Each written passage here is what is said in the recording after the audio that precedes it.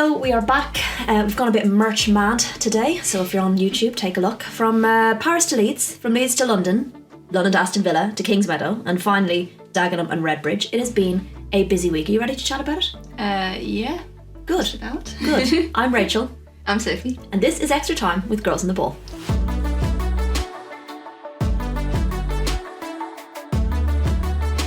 So, in today's short, sharp episode, we are going to be looking at all the results in the WSL this weekend and the table standings.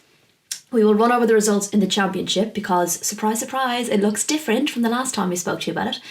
We'll have a scan through the Champions League groups as well because they have finally been decided. And of course, we will wrap with Sophie's standout moment of the week. So get your thinking cap on, please. Thank you very much. If you haven't already, make sure you subscribe to the podcast so you never miss an episode. You can also find us on YouTube as well, and you can subscribe there as well. Leave us a review, drop us a comment, message us on any of the social media platforms. We pretty much exist on them all at Girls on the Ball. Been around a long time, so we kind of managed to get that name, which is good. So, the WSL this weekend.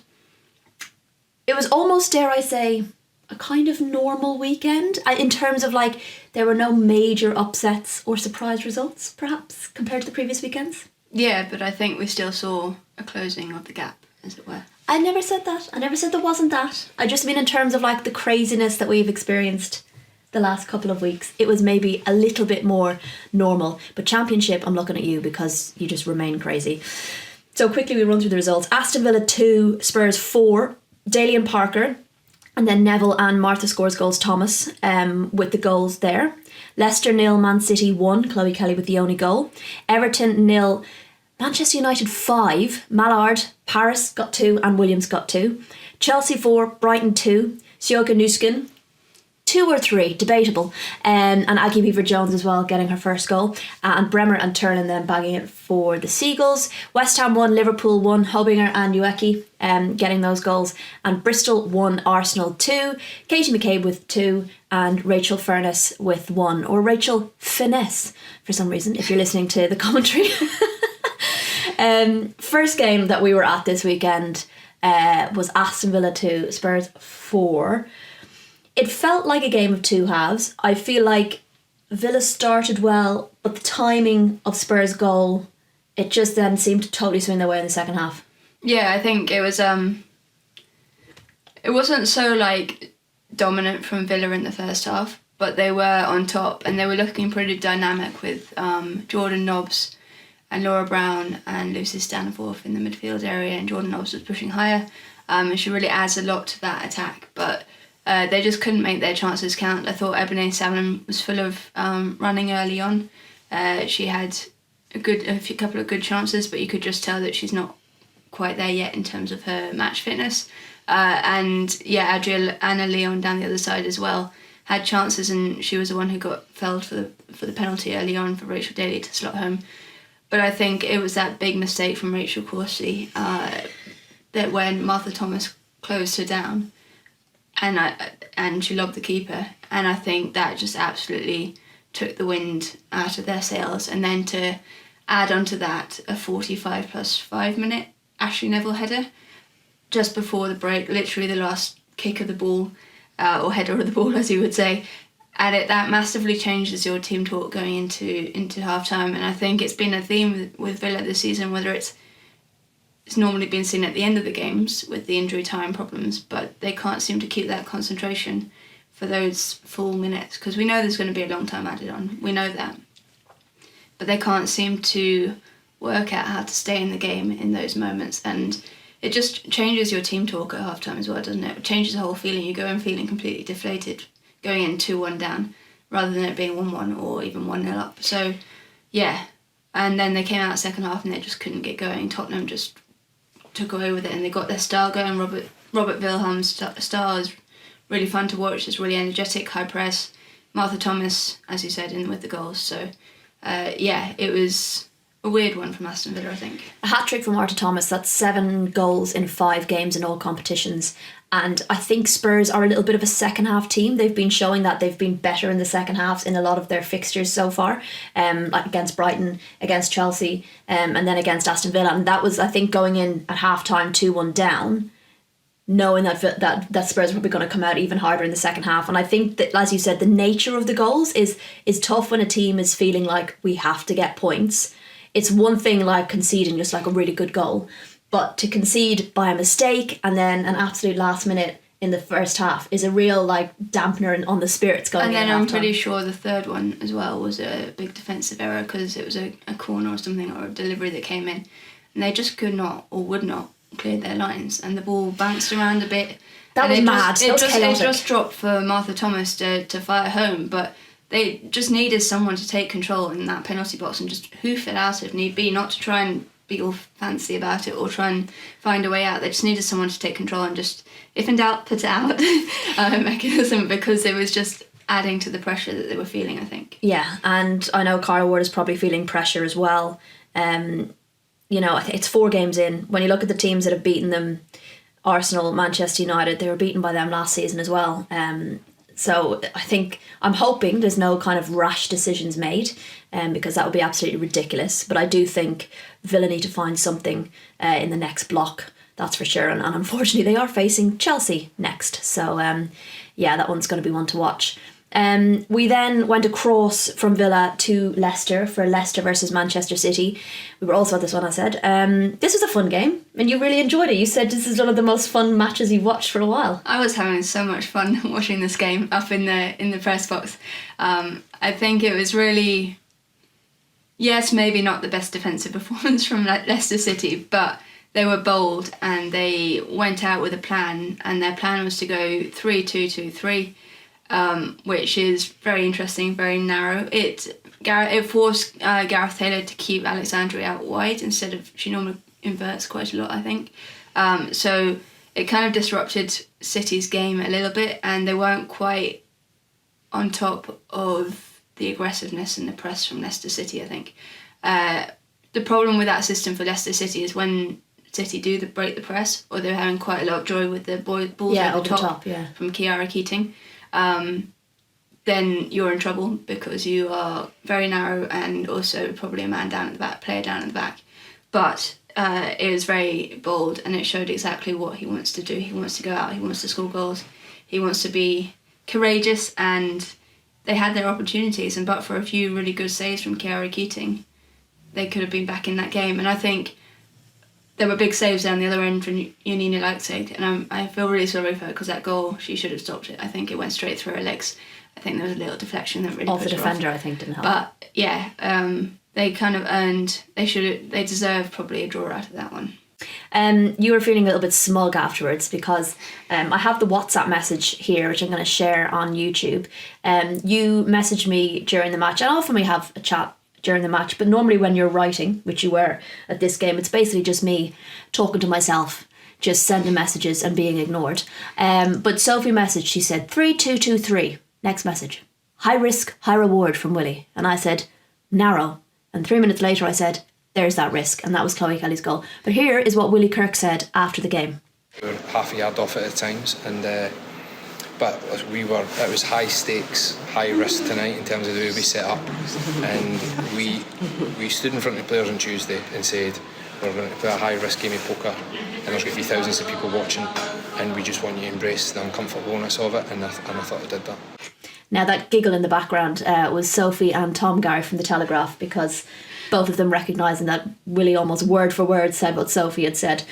So she was feeling very smug about that. I'm still very smug about it. You'd never know. We also then had, first game on Sunday was Everton 0, Manchester United 5. Some people were wondering whether Everton's getting the points, the win over Liverpool would spark them into life, but obviously United was going to be a tough fixture. But then was wondering, how would United come off the back of being knocked out of the Champions League? They came out pretty well, I'd say. You had the later kickoff of 3 o'clock, so you got to watch a little bit of this game. Thoughts? Poor from Everton? So I didn't actually get to see that much of this game because I was on the tube, but so I've only really seen the highlights. But defensively, Man United were good, don't get me wrong, and they were clinical and they got their goals. But defensively, Everton were really, really bad, and you can't be that lax in defence against a team like Manchester United with the stars like they have. And like Leah Galton and Jay-Z were out, they were sick, I think. So but then they had Nikita Paris, who's barely played this season. They've given her some, I think, encouragement and confidence because she got 2 goals, and Rachel Williams, we know, can score goals. But I just think they have to be a bit more defensively minded, this Everton team. And it's a really disappointing one because I think they were really hoping on the back of the Anfield win that could kickstart them. And I think we all know that Manchester United have firepower. We all had that question about how that defeat in midweek in the Champions League were going to affect them and whether they'd be a bit tired, and they had illness in the camp and everything like that. And it just didn't seem like they even took it to them. So, I was slightly disappointed in Everton.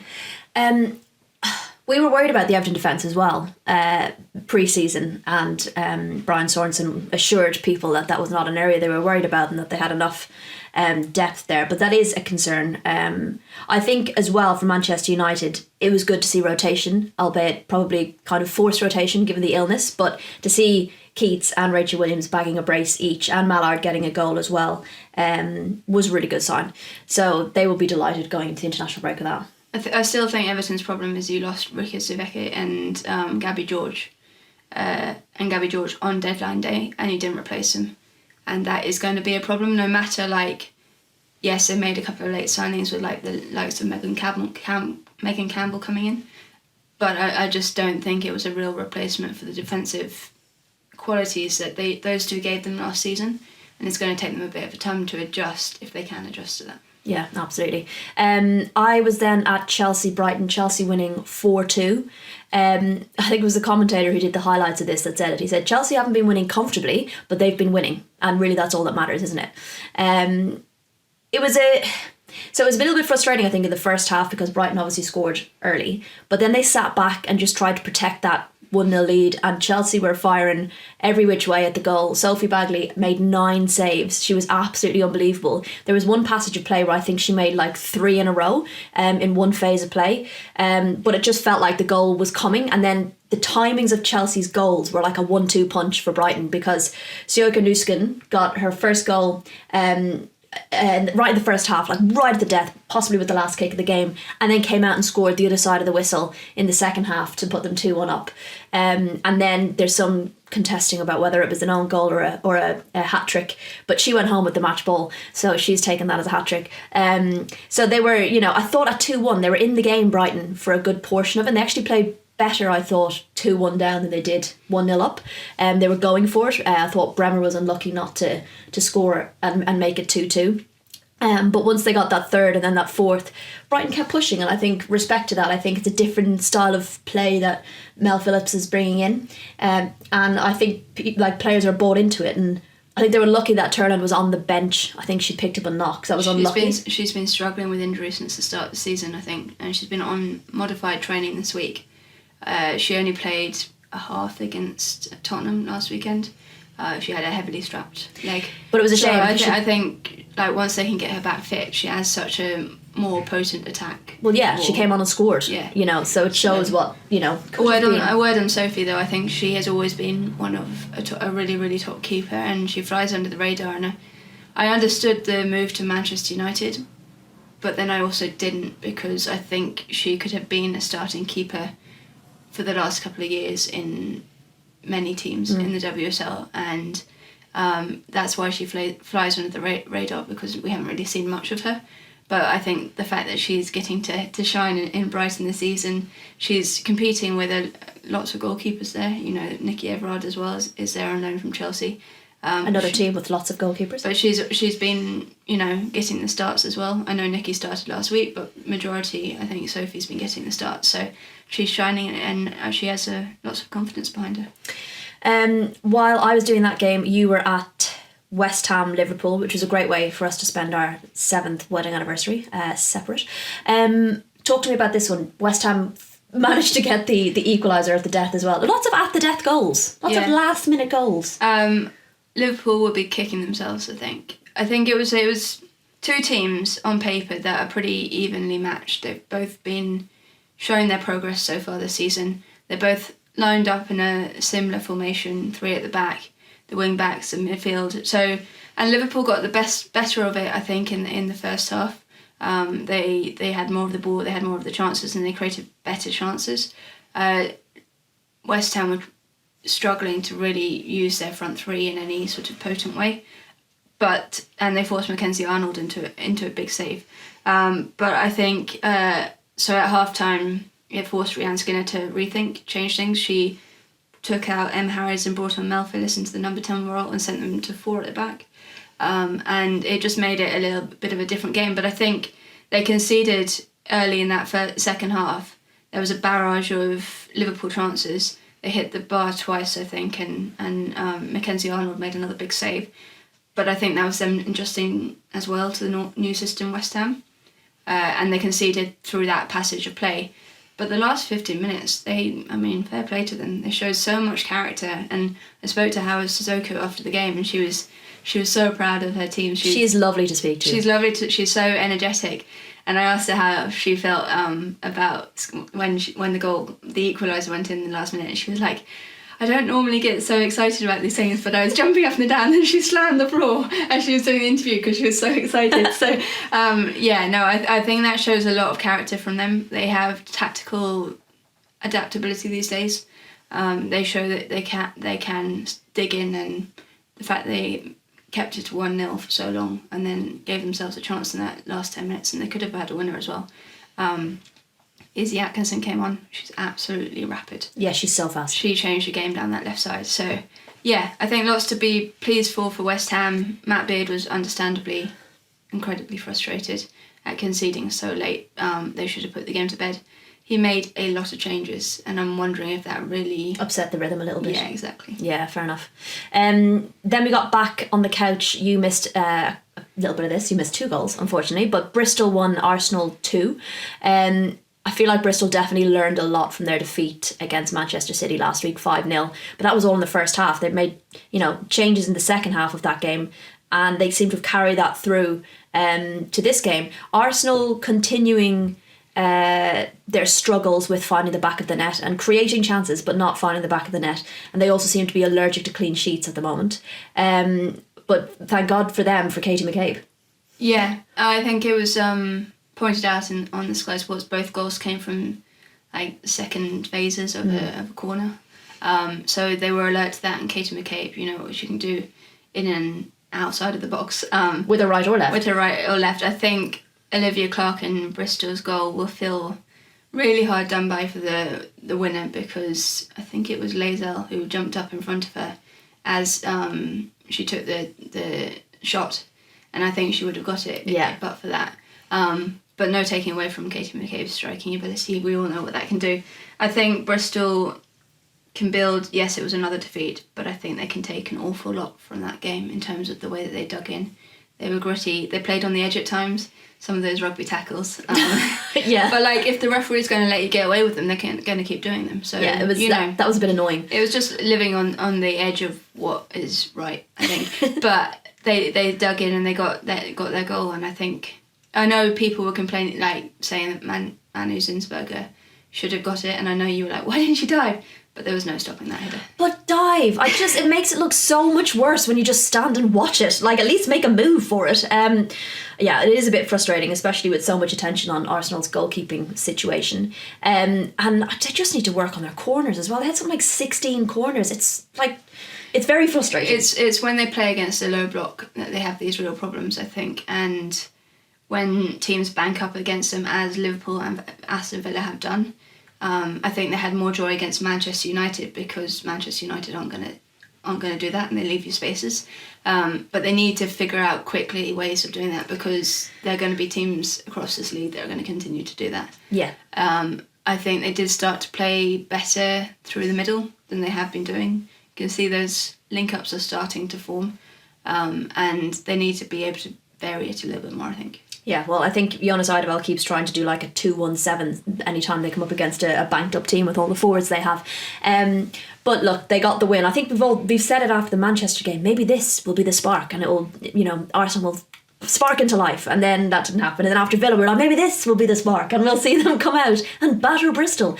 But no, maybe the spark will be Vivianne Miedema coming back. So we spoke about Beth Mead last week, and now Vivianne Miedema is back, and she almost did a trademark Viv Miedema pass with her first touch of the ball where, you know, I know she's been out for a while, but she's still got that vision where she almost set up Beth Mead, only for some solid defending to prevent it actually going in. But my God, that would have been some return. Yeah, for her to set up Beth would have been sort of like a fairy tale return. But I think it just shows that class is permanent, right? And it will take them both a while to get back to that peak. It always does with ACLs. You probably won't see the best of them for the next 4 months. But if she's making passes like that with her first touch, you can, build something to build on. For sure. So, top of the table, Man City and Chelsea both on 10 points. Spurs in third on 9. United on 8. And then Leicester, Liverpool and Arsenal are all on 7 below them. So still nice and tight. And both Villa and Bristol are at the bottom on 0 points, sadly. So, we are going to look now quickly at the Championship. I hope you're thinking about your moment of the weekend, by the way. That's going to be coming up soon. So, the Championship, another wild weekend. Charlton 3, Crystal Palace 2, Birmingham 5, Watford 2, London City Lionesses 1, Southampton 0, Reading 1, Sheffield 3, Lewis 0, Sunderland 2, Durham 2, Blackburn 1. So Sunderland are now on top with 18 points. Southampton and Charlton are below on 15. Lewis and Watford are both propping up the table on 4 points. So, okay, keep with me now because it's a little bit confusing, but I'm pretty sure last weekend Southampton were on top. Sheffield, who won comfortably this weekend, lost 4-0 last weekend. Palace, who lost this weekend, smashed London City Lionesses 6-1 last weekend. The Lionesses then won this weekend against the team at the top. So I know it's getting repetitive, but that league is just really fun. Very, very fun. It's wild. You can't predict it. Right, well, you know, let's see what happens next week and see who's where. But it's certainly keeping us entertained and on our toes. Okay, so we also then had the Champions League draw this week. We'll quickly run through the groups. I was in Leeds for that, with DAZN for their Champions League women's football show, which was really fun. Getting there and back was less fun. Thank you to the Storm. What's it called? Storm Babette or Bridget or some crazy storm. Not such a fan of that. But Group A, we've got Barcelona, Eintracht Frankfurt, Rosengard, Benfica. Group B, Lyon, Brann, Slavia Praha, St. Pölten. Group C, Bayern, Ajax, Paris, Roma. And Group D, Chelsea, Hacken, Paris FC and Real Madrid. We're going to Paris again, Soph. Yes, we are. But to see the other Paris this time. So at least we don't have to see, but not that I don't, no disrespect to PSG. But Jesus, I've seen them 3 times in the last year. Enough. And I'm ready to see the other Paris now. I think that's quite a tricky group for Chelsea. Group C and D, so tasty. Yeah, C and D are pretty tasty. And then to see who comes second in Group A and B. I mean, I think we pretty much know that Barcelona and Lyon will go through. But there's going to be a really interesting one between the other 6 sides about who go through in those 2 groups. So, yeah, one to keep an eye on. So we will be covering all of Chelsea's Champions League fixtures this season. And we're thinking of picking out a fixture around to try and visit like a new team or a new country. So stick with us. We will take you with us if you enjoyed our little pocket podcast from the Champions League leg last week. Okay, over to you, Sophie. I've been bigging it up now. I hope it's a good one. But is your standout moment of the week going to be you being smug about getting your formations right and your tactics? Well, it was going to be. Well, there we go. Go on. I don't know. I'm just so happy about that formation, and I don't know why. Because like the defender in me, like the defensive mind in me, is like it's a really risky idea. But I just think it was so bold. So props to Willie Kirk and his Leicester team for doing that. Another one would be Miedema's return, I think. And I will also give a shout out to Aggie Beever-Jones for getting on the score sheet for Chelsea. I think it is great that she's come back to, from her loan at Everton last year, come back and she's stayed at the club. She's getting some minutes now at the end of games. She's getting on the score sheet. She's such a good young talent, and it shows a pathway, I think, for Chelsea players to come through, which I don't necessarily know that they've had for a while. Mm-hmm. And so that's really cool, and hopefully it just kickstarts her into a really good season. One more shout out. Oh my God. Nuskin arriving on a bike at Kingsmeadow. And scoring a hat-trick. And scoring a hat-trick, yeah. Standard. Right, I see you're just going to continue breaking the rules every week now with your standout moment, singular. I've got my winner. Which is Willie Kirk's That's not tactic, that's not what it says. Okay. It asks for it's fine. You'll just do it every week. I know you will. But anyway, there you go. Right, we've got the international break coming up now because we haven't had one of them recently. I'll be at Ireland Albania on Friday. You'll be at England Belgium on Friday, and then we'll be at Belgium England next week. So we'll do something with that. We'll cover all of those somehow and put in a podcast format, and take you along with us on the road as per usual. So stay tuned for coverage of that. And a reminder, subscribe, reach out, come chat to us, anything you want us to talk about in what's meant to be short and sharp and is now 25 minutes long. But thank you very much. That's pretty short and sharp. It's like the description of me. Thank you so much for joining us, and we'll see you guys all next week.